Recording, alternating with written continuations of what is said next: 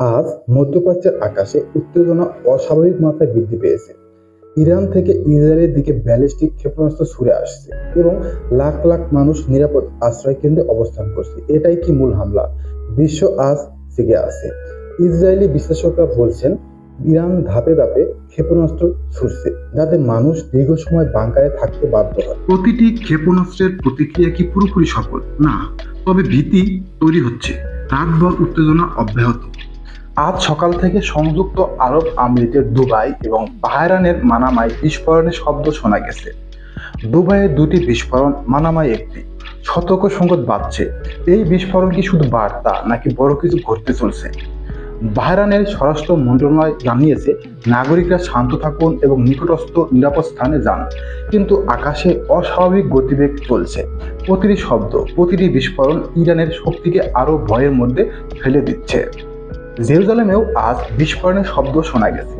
বিমান হামলার সাইরেন বাজছে। আকাশ প্রতিরক্ষা সক্রিয়। ইরানের ধাপে ধাপে হামলার কৌশল যেন সবকিছুকে এক অন্ধকারে আচ্ছন্ন করছে।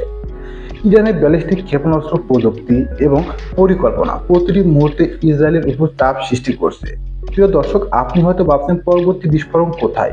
এটা কি মূল ধাক্কা? উত্তেজনা বেড়েই চলছে। ইরান নতুন লক্ষ্য পরিবর্তন করেছে।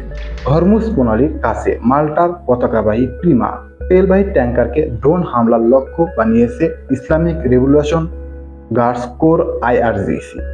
নৌবাহিনীর সতর্কবার্তা উপেক্ষা করায় এই ট্যাঙ্কারে আঘাত হানা হয়েছে।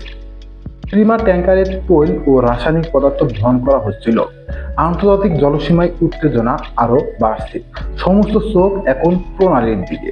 পরবর্তী লক্ষ্য কোথায় কেউ বলতে পারছে না। ইরানের Islamic revolution guards core IRGC ঘোষণা করেছে, কুর্দি অঞ্চল যদি ইরানের অখণ্ডতার বিরুদ্ধে পদক্ষেপ নেয় তাদের ধ্বংস করা হবে। প্রতিটি হামলা, প্রতিটি হুমকি মধ্যপ্রাচ্যের উত্তেজনা আরও বাড়িয়ে দিচ্ছে। ইরানের ক্ষেপণাস্ত্র, ড্রোন হামলা এবং কৌশল সবই বিশ্বকে জেগে থাকার শিক্ষা দিচ্ছে।